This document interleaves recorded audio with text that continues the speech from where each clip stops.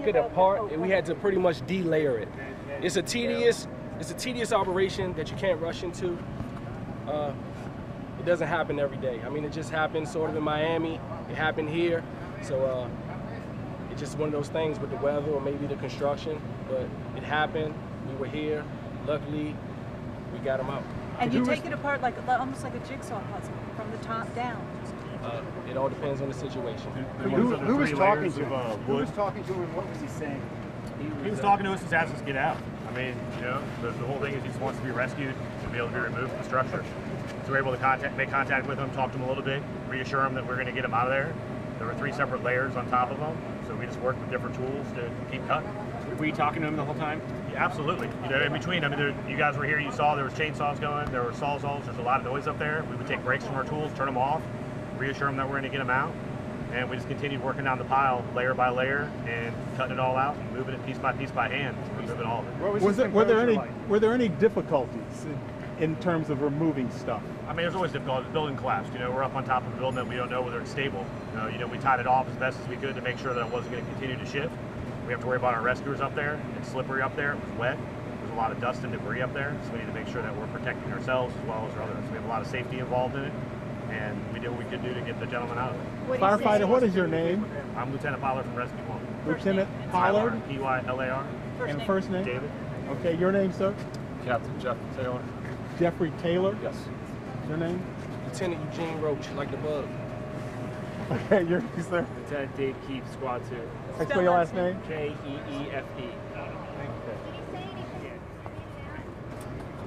He was thankful. I mean, we got him off. He was in a little tiny void at the very end when we finally got down that last layer.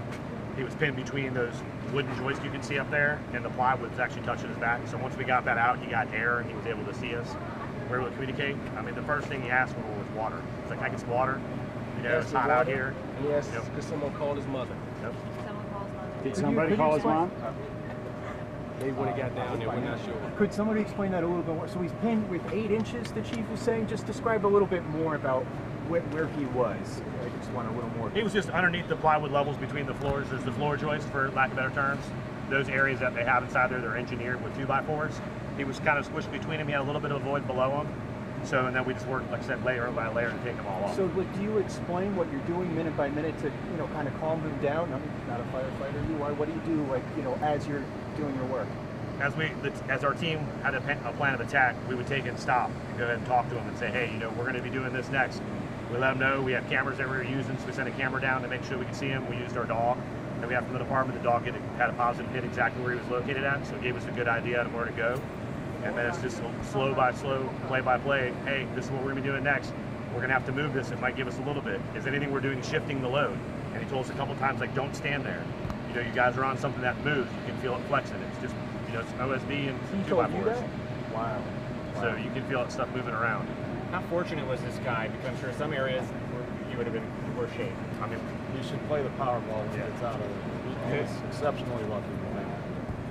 That's a 1 in a million thing to survive. He's exceptionally lucky. Thank you, guys. Thank you guys. Thank you again. Great job. Thank you very much. Don't bust that.